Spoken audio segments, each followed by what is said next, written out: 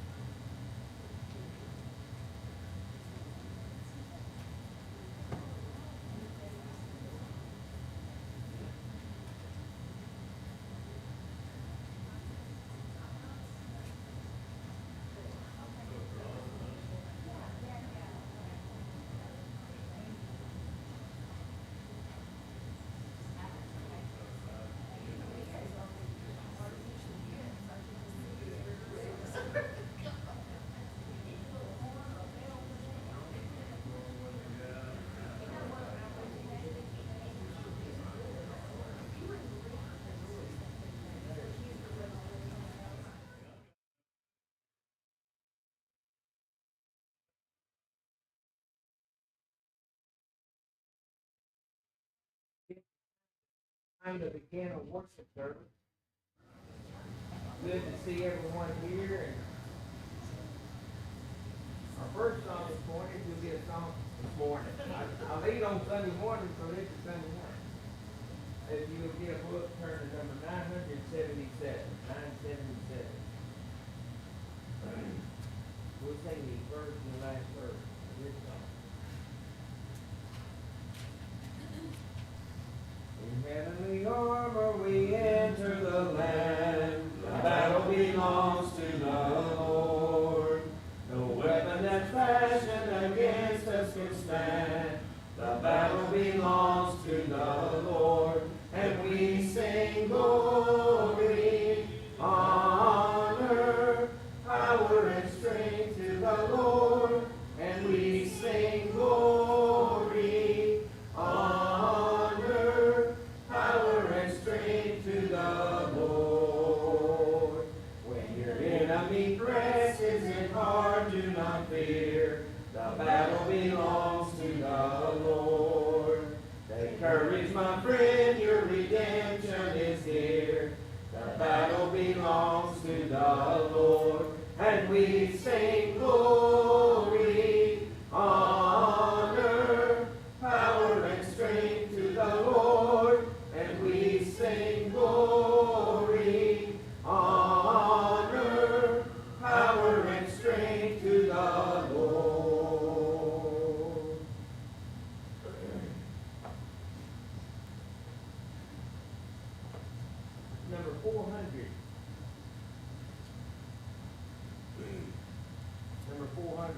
the first and last verse.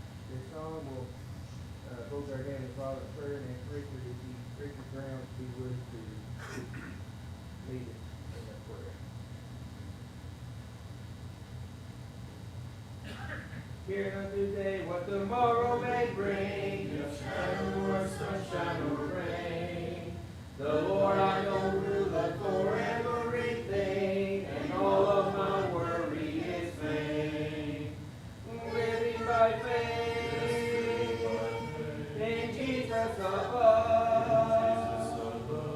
trusting, confiding in His great love. From our faith, sheltering on, I'm living by faith and feel no alarm. I know that He safely will carry me through, no matter what evil betide. Why should I then care though the tempest may blow, if Jesus walks close to my side? Living by faith in Jesus above, trusting, confiding in His great love. From arms safe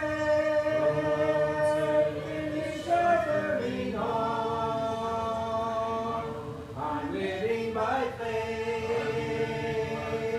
and feel no alarm.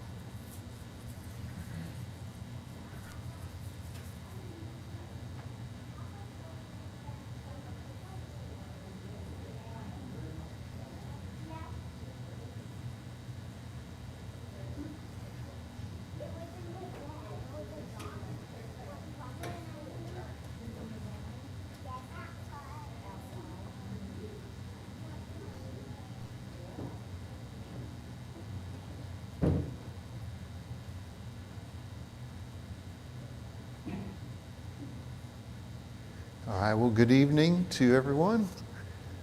Glad each one of you is here tonight. We're especially glad to see Jiggs back with us tonight. He got the special treatment. I mean, we opened both doors to make sure he had plenty of room to get in tonight.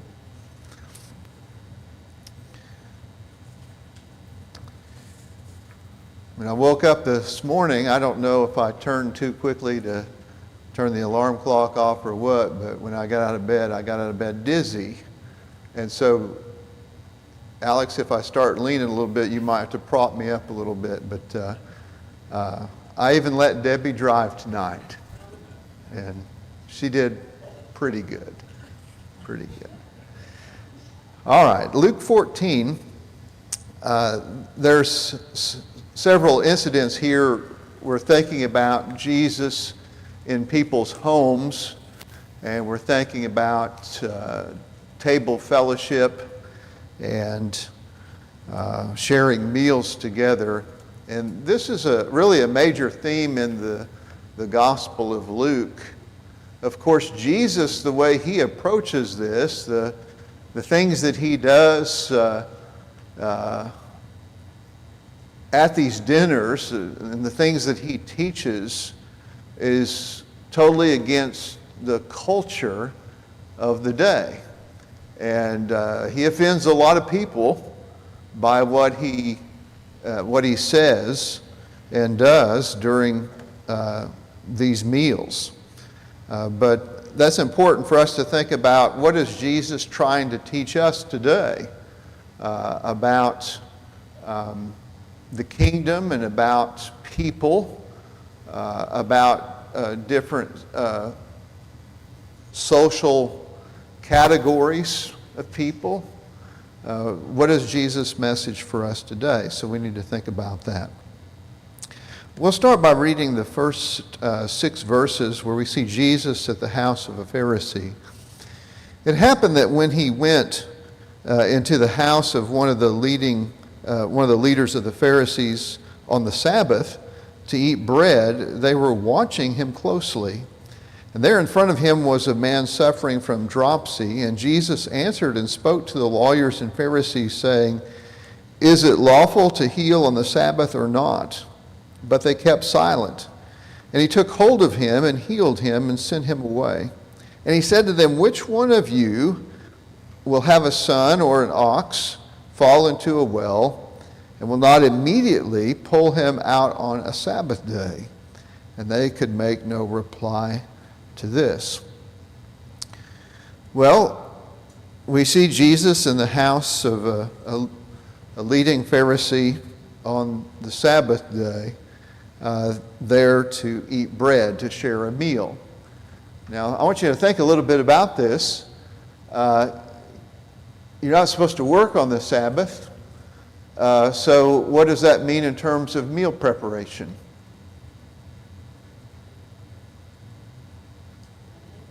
You got to plan ahead, okay? So those making the meal, probably the ladies in this case, would have to do a bunch of extra work on Friday before the evening time when the Sabbath began.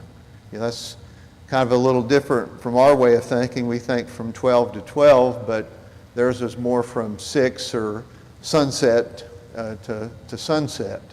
And so the meal preparation for the Sabbath had to be done in advance.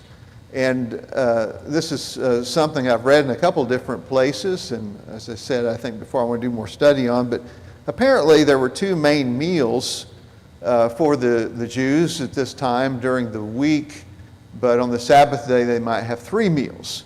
They may have an extra meal there because they're not engaged in all the work that they normally do. So there's a lot of extra preparation that's going to have to happen before that, before the Sabbath for those meals.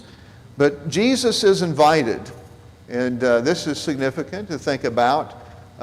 Jesus, as he travels from place to place, and again in Luke, in this long section, we don't know where he's at. Luke doesn't always tell us where Jesus is. He might say he's on the way, or there's a multitude that gathers around him, but he doesn't say where. And so we're kind of in the dark on that. But when he goes to different places, he will go to the synagogue. He will sometimes teach there. And so you can imagine this leader meeting Jesus at the synagogue. Maybe Jesus teaches there even. We're not told right here. But he invites him home. It's kind of like, someone being invited home for Sunday lunch in our modern context, in the church context. And so Jesus is invited to this man's house to share a meal with him. But notice it says at the end of verse 1, they were watching him closely. What does that mean? They were watching Jesus closely.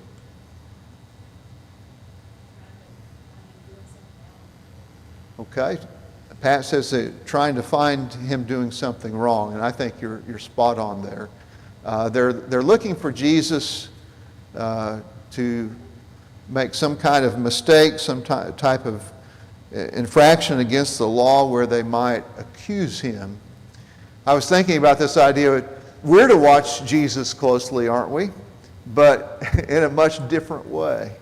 The writer of Hebrews says, I believe in chapter 12, fix your eyes on Jesus, the author and perfecter of our faith.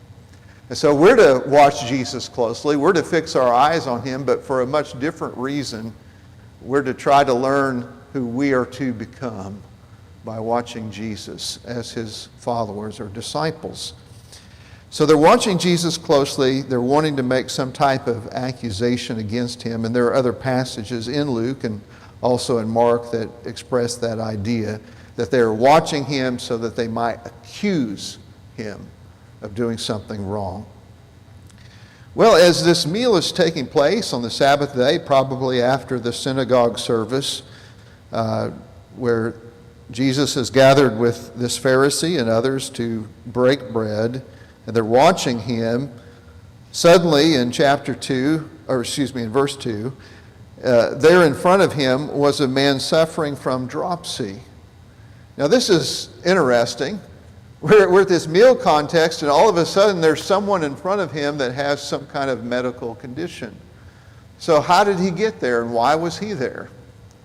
You know, the text doesn't tell us, does it? But what would you suppose? Why would this man be here? What are some different possibilities? Known who Jesus was, looking for healing. Okay. Alex says he may have known who Jesus was, heard reports about Jesus, and wanted to be healed. We find people showing up all over the place because they've heard about Jesus, and they themselves want to be healed. Okay? Did you have another one? Okay. All right. I didn't think about that one. Okay. Any other possibilities? Placed there. All right. Right. He could have been placed there, or we might use the word planted, planted there, because they're looking to accuse him, and so they might plant him there so he's forced to heal on the Sabbath, and they can accuse him in that way. One other possibility, and this is the most doubtful one, is that he was actually a guest there. That doesn't seem to be the case, because after Jesus heals him, he sends him away. So if he was a guest there, then why would Jesus send him away? We read that this man has dropsy, and that's kind of a different term for us. The word we would probably use is edema. I think I said that close, which is basically fluid building up on your tissues. A lot of times people have problems with this in their feet and ankles today, maybe other places as well. As I was reading about this and thinking about swelling and all of that because of some type of fluid buildup, I thought of a lady, and I've forgotten her name after all of these years. I could kind of guess maybe her last name, but I couldn't remember her first name. But I went to visit a sister in the hospital, and anyway, she had had surgery, and things didn't work out so well with that, and she had a lot of fluid buildup. And I remember going in the room where she was, not being certain that was actually her because she looked so different. I mean, she was normally a very thin woman, and she looked totally different. I almost couldn't recognize her, and it was a little odd. You know, I wanted to make sure I was in the right room, but the swelling fluid buildup, that's what we're talking about here with the term dropsy, excessive swelling. And so this person on the Sabbath day is there in front of Jesus and is no doubt suffering. And so Jesus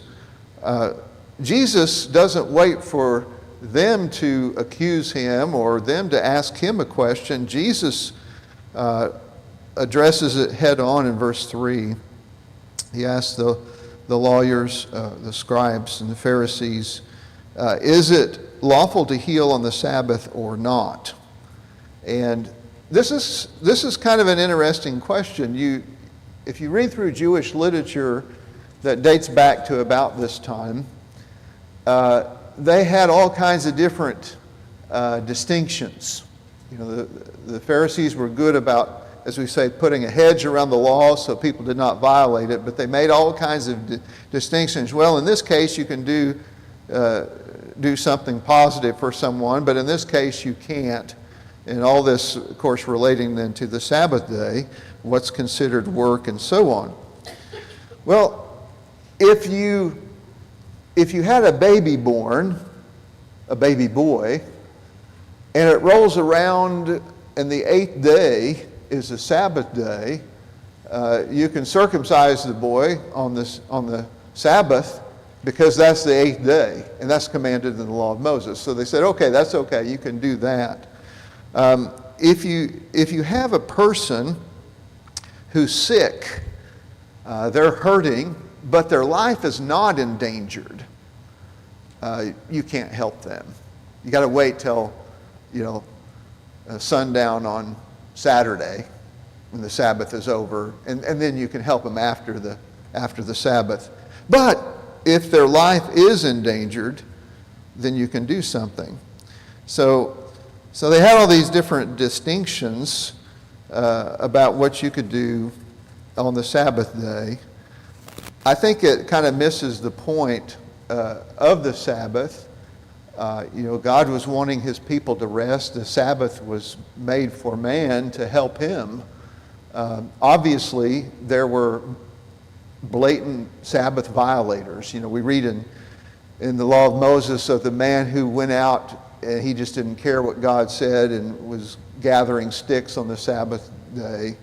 And, things did not turn out well for him because of his flagrant disobedience. But they had all these rules about what you could do and what you couldn't. And I think it's interesting about the power. Think about the power. Where does Jesus get his power to heal? Where does Jesus' power come from? Not a trick question.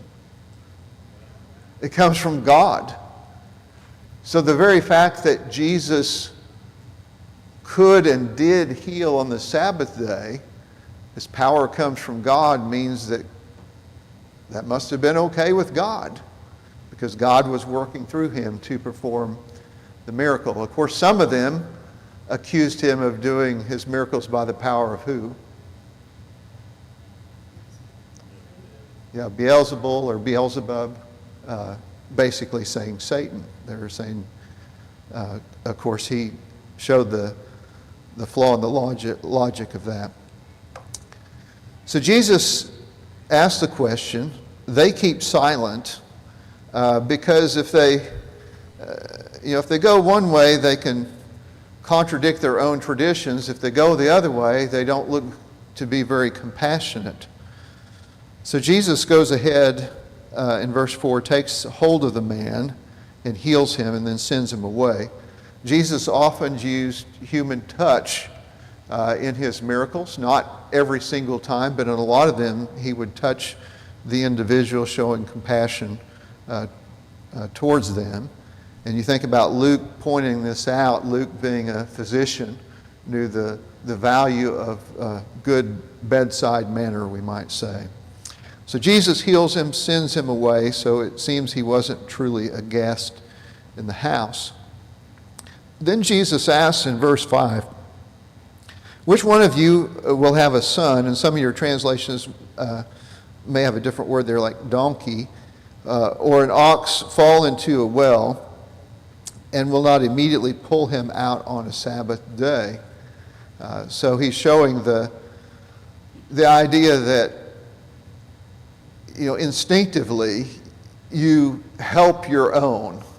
If you have a child that's in danger, you don't sit back and say, well, he might be okay till tomorrow. We'll just leave him there overnight till the Sabbath day is over, and then we'll check and see.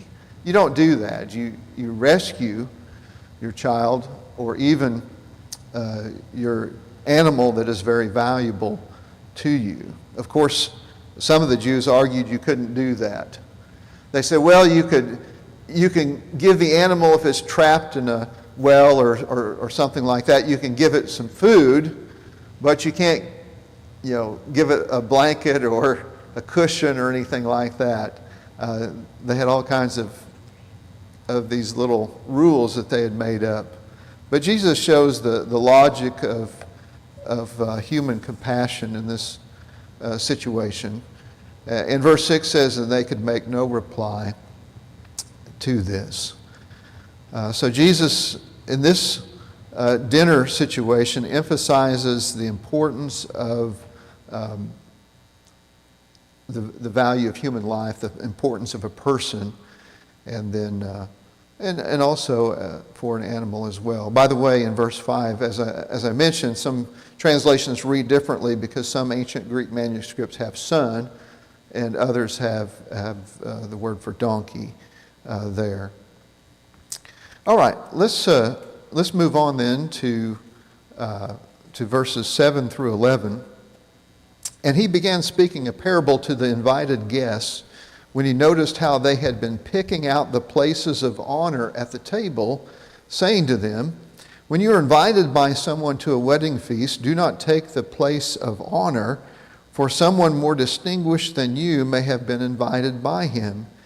And he who invited you both will come and say to you, 'Give your place to this man,' and then in disgrace you proceed to occupy the last place. But when you are invited, go and recline at the last place, so that when the one who has invited you comes, he may say to you, 'Friend, move up higher.' Then you will have honor in the sight of all who are at the table with you. For everyone who exalts himself will be humbled, and he who humbles himself will be exalted." So when you were growing up, or maybe in your own family later on, did you have a seating arrangement at the table? I mean, a lot of families do, maybe just out of custom. As sometimes we have our seats at church, sometimes we have our seats at the table. And maybe those were flexible. Typically, when I was growing up, those might be flexible. You just don't sit in Dad's seat. I mean, that was kind of the base rule. You don't take Dad's chair at the table. And ours was easy with Debbie and I and our two kids. There were just four of us, and at some point we got a table that just had four chairs. So we just all had the chair. There wasn't really a head of the table or tail of the table. But anyway, in this culture, the placement around the table was so important. And we do that a little bit today, not as much, but there are maybe some formal dinners where there are people who occupy important political roles will sit in a certain place. Years ago, Debbie used to work for the American Studies Institute at Harding, and they would invite, important political figures to come and speak in their lecture series each year. And they would come, and so she would actually plan the menu and the dinner and everything. But there would be a head table, and that particular leader would be there, probably the president of the university, maybe his wife, and others, maybe some community leaders would be invited to sit at this head table. We do the same at weddings with the bride and the groom, and maybe their court. But we're not as fixated on this as these people were. You can envision kind of a U shape around a table where you have three sides where there are cushions, and the people, sometimes they might sit to eat, but when they wanted to feast, they would recline. And this is one of the things, if you watch the Chosen, you might have the Passover scene or something like that. They're all sitting up in chairs like we do, but in the first century, the Jews, during especially times of feasting, they would recline. So they're not sitting in a chair. They're sitting on or reclining on low couches or cushions, and they're laying with their face towards the table wherever they're positioned and resting on one elbow, and then they can use their other hand, the right hand, to feed themselves. Their feet are away from the table, okay? And so you would have this U shape. The top of the, from our perspective, the U is at the bottom, but that bottom piece, that's where the host is. So Jesus would be at the bottom there of that U, and there would be a low table in the middle of it where the food is placed.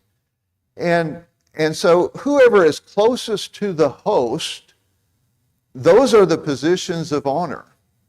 Remember James and John, kind of egged on by their mother, asking Jesus. Of course, they're thinking about later on in the kingdom when he comes to power. They've got the wrong impression of what that power looks like, but they want to be on his right and his left. Those are the positions of power. So the people that are closest to the host, those are the prime positions. But as you get farther away from the host, those are the lesser positions till you get down to the end of the tables, or the end of the table, the end of the couches or the cushions. So we have these places of honor. Jesus, as he's dining at this Pharisee's house, notices that people, they're trying to get as close to the host as possible. And they're being presumptive in doing that. And so he says in verses 8 and 9 that when you're invited by someone to a wedding feast, do not take the place of honor. For someone might come in after you that's more distinguished, and he's going to bump you down and say, you need to scoot down a little bit and make room for so-and-so. And when he does that, you're going to be humiliated. You're going to experience some social shame or embarrassment. The writer of Proverbs said, do not claim honor in the presence of the king, and do not stand in the place of great men, for it is better that it be said to you, come up here, than for you to be placed lower in the presence of the prince whom your eyes have seen. So even in the Old Testament, you have this warning about trying to claim a position that's up higher. And so Jesus says, we'll start at the bottom, verse 10. Recline at the last place, the place at the end of the table, whichever side that might be on. And then the host can say, you need to move up. And that will bring you honor. One commentator wrote, if a man chooses the lowest place, the only way he can go up, the only way he can go is up. I like that. And then you have this general teaching from Jesus.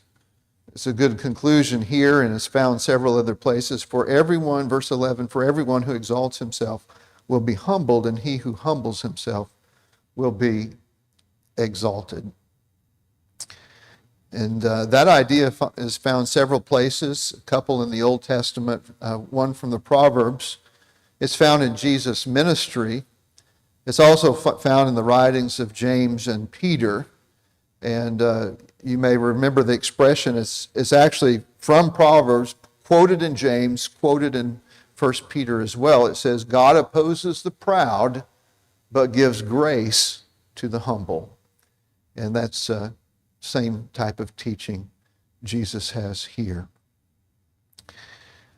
So we need to remember this idea of humility, taking last place instead of first place. And that's the same teaching Jesus was given when he wrapped a towel around his waist and took water in a basin and began to wash his disciples' feet.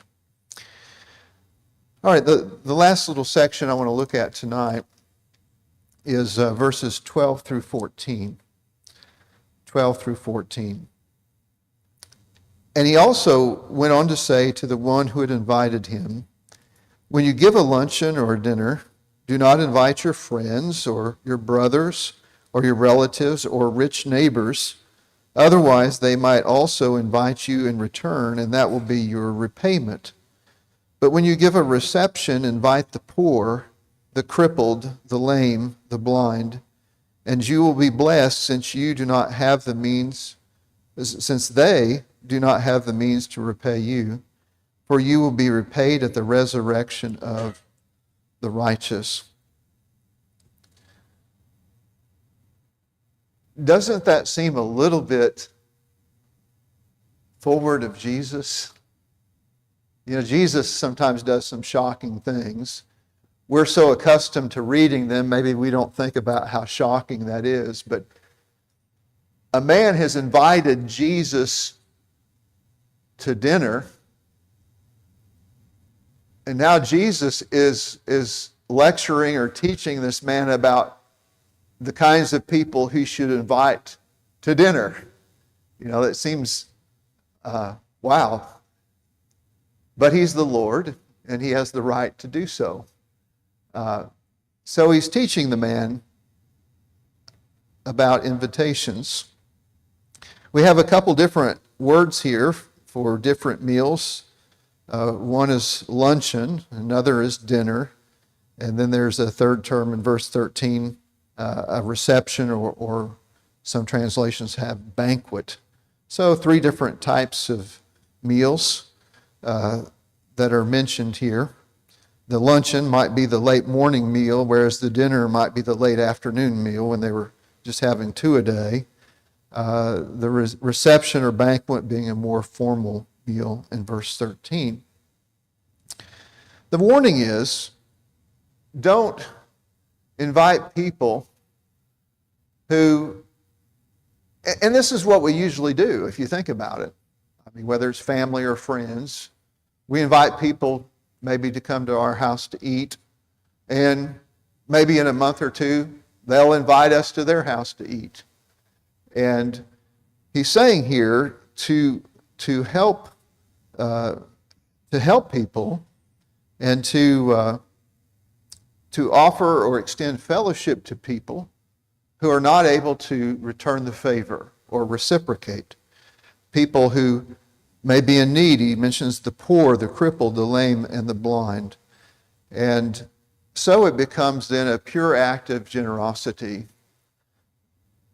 One of the things that Debbie and I enjoyed for a long time when we lived in Searcy was hosting college students for lunch.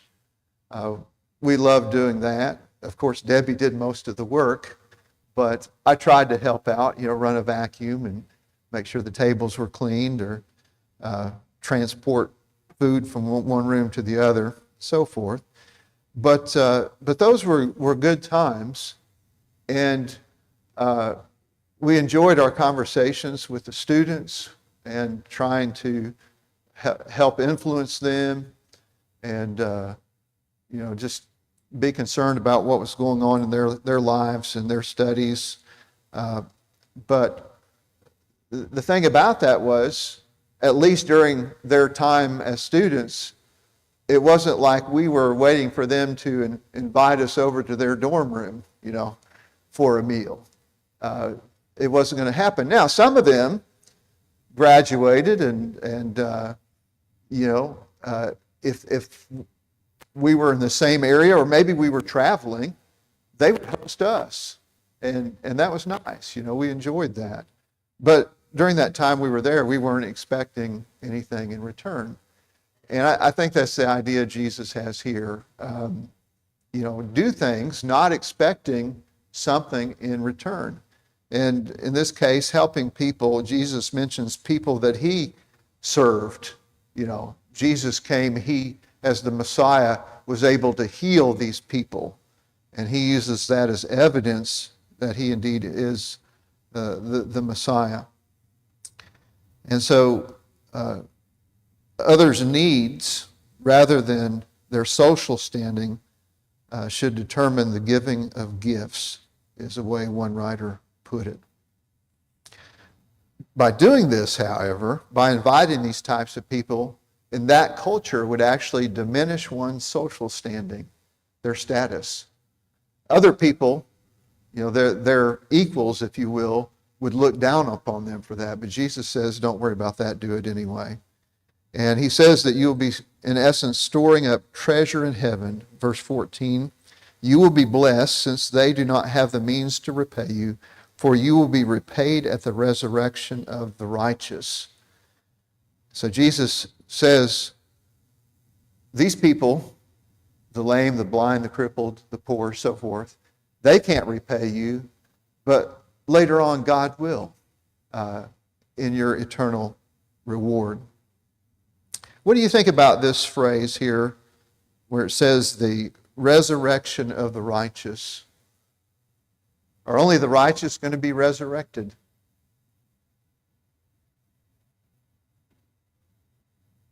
Again, that's not a trick question.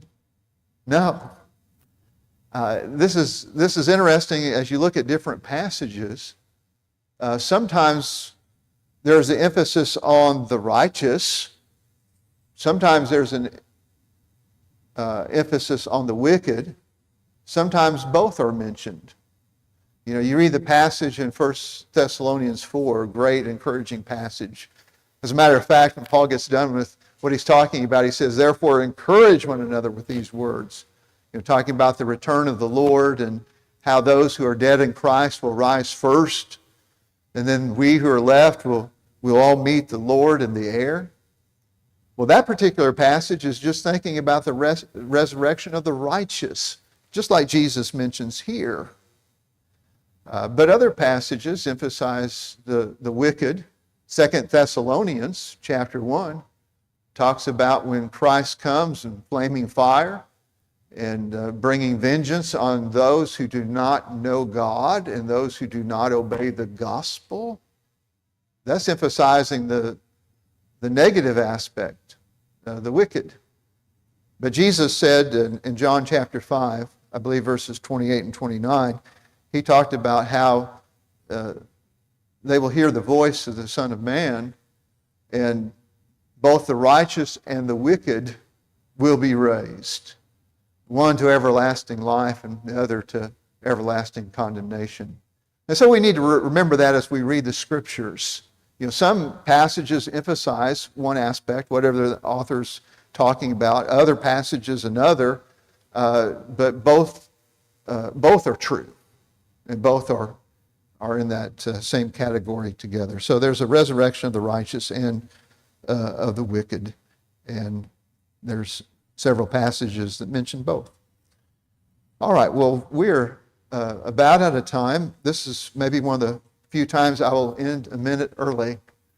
But hope you all have a great rest of the week.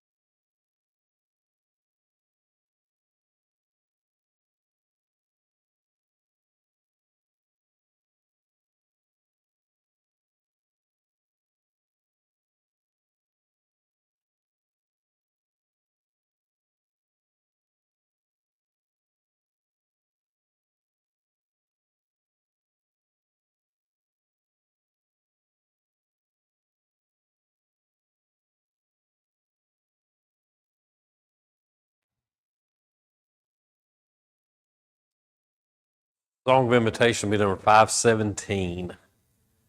517. We'll go through our announcements before our invitation tonight. Continue to remember all those on our prayer list. Brother David, as he continues to recover. Also, Brother Michael Grounds and his recovery. Jiggs is back with us tonight. Good to see him out and about. He goes Friday to find out the results and then hopefully have a game plan for treatment. So we're praying for good news for that and for them. John Pruitt biopsy still scheduled for September 4th. Okay, change that. Continue to remember Pat Pruitt, Steve's sister, also Colby Luker from the Steve congregation, Noelle Bradford and her back surgery. Paige had said she's doing okay, still dealing with quite a bit of pain and discomfort right now. So it's going to be sounds like it's going to be a pretty good time for her for healing. So let's continue to remember her. Is there any others that we need to add or update? Any updates? On our current events, this Saturday the 23rd, 5:30 p.m. at Lost Pizza in Conway, dinner out. That's and if any of you haven't eaten at Lost Pizza, it's really good.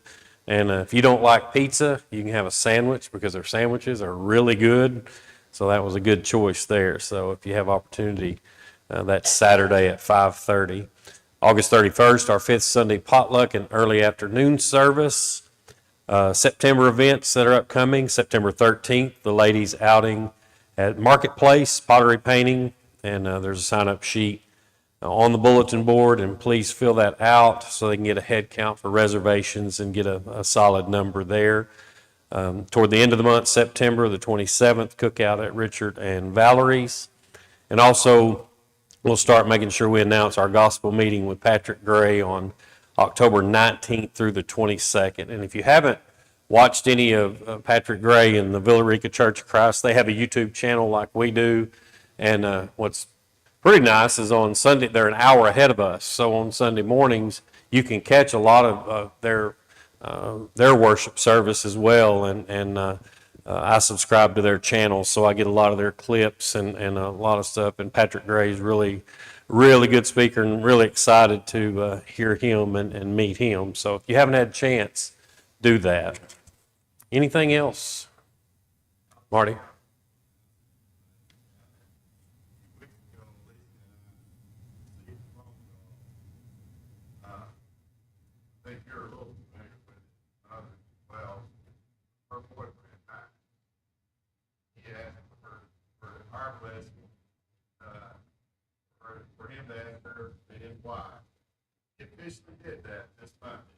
Monday, Katie got engaged. So that is awesome to hear.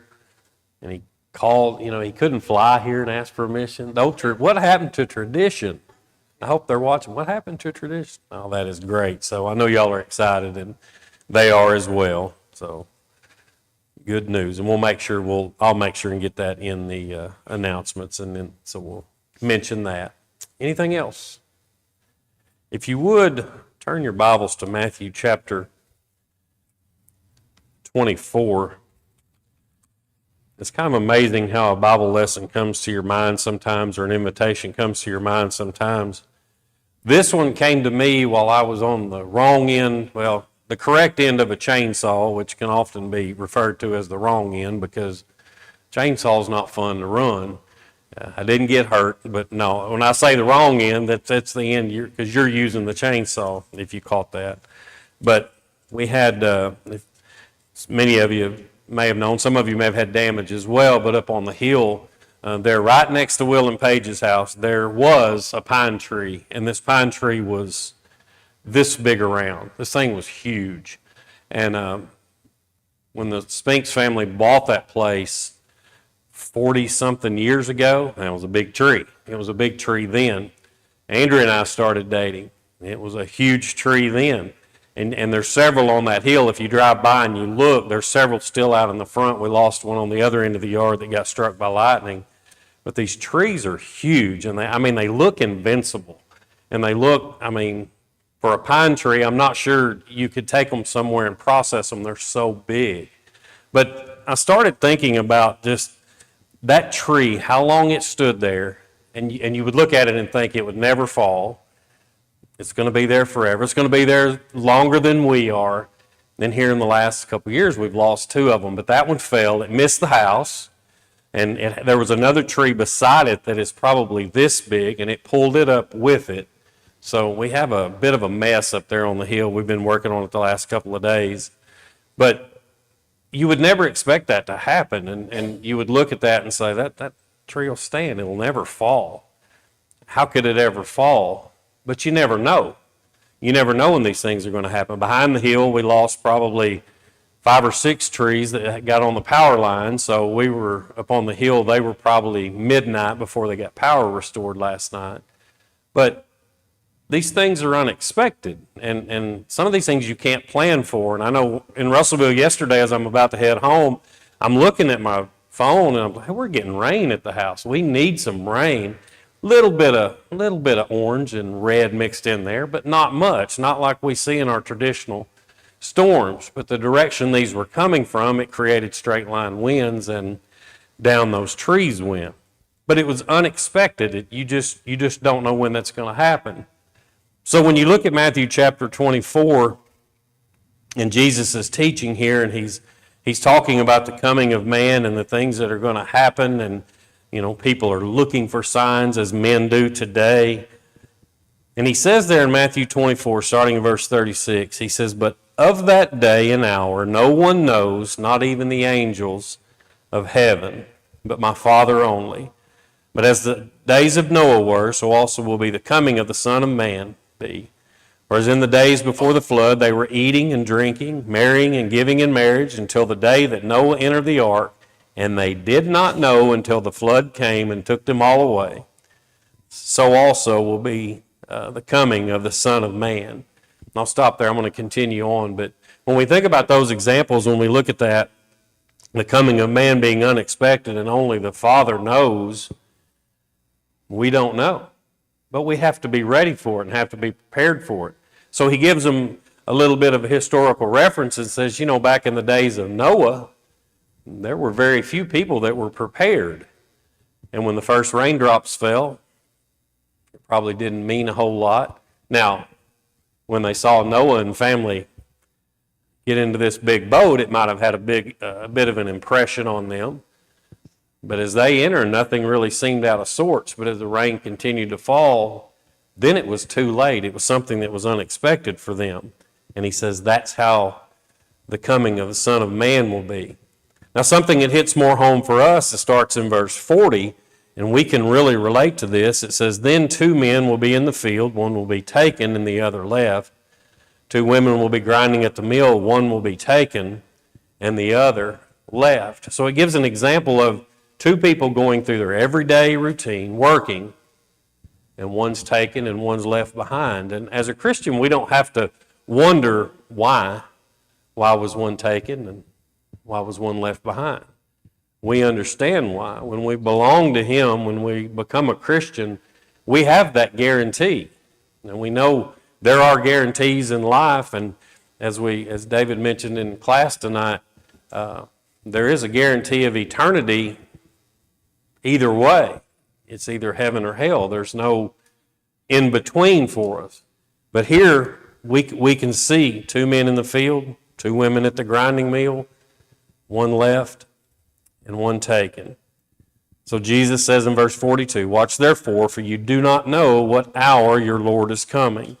But know this, that if the master of the house had known what hour the thief would come, he would have watched and not allowed his house to be broken into. Therefore, you also be ready, for the Son of Man is coming at an hour you do not expect." It's not a lesson that we haven't heard before, but the lesson in being prepared. For when He comes, we must be ready. And if we're not Christians, and I think almost everyone here is a Christian, that they've gone into the waters of baptism, they've had their sins washed away, and they're walking in that Christian life that He would have us walk, we are ready. But if you're not a Christian, that means you're not ready. And you may be standing beside someone and they're carried away and you're left behind.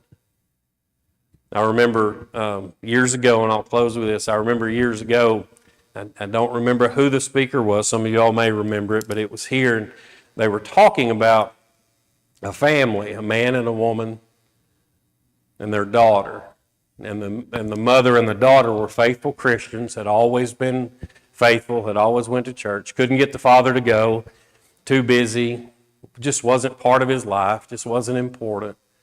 And when he started talking about the day the Lord came and started calling to them, and the mother and the daughter walk out of the house, and the man tries to follow them, and as they go, he can't keep up with them. And he's running as fast as he can, and they're walking, and he can't keep up with them. That's how it's going to be when he comes. So we must be ready, because we do not know when that time will be, but we know he's coming. So tonight, if anyone here has any need, if you need to be baptized, or if you need the prayers of your brothers and sisters to help you along, and prayer is powerful, and we know that everyone needs it. But if you have need tonight, please come as we stand and sing. Oh, do not let the word depart, and close thine eyes against the light. For sinner, harden not thy heart. Be saved, oh, tonight. Oh, why not tonight? Oh, why not tonight? Wilt thou be saved? Then why not tonight? Our blessed Lord refuses none who would to him their souls unite. Believe, obey, the work is done. Be saved, oh, tonight. Oh, why not tonight? Oh, why not tonight? Wilt thou be saved? Then why not tonight?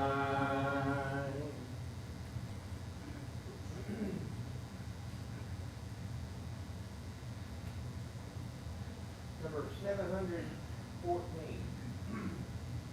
714. After we sing this song, John, if you would present a closing prayer.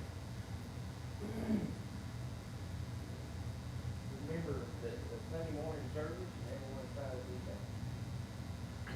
When we walk with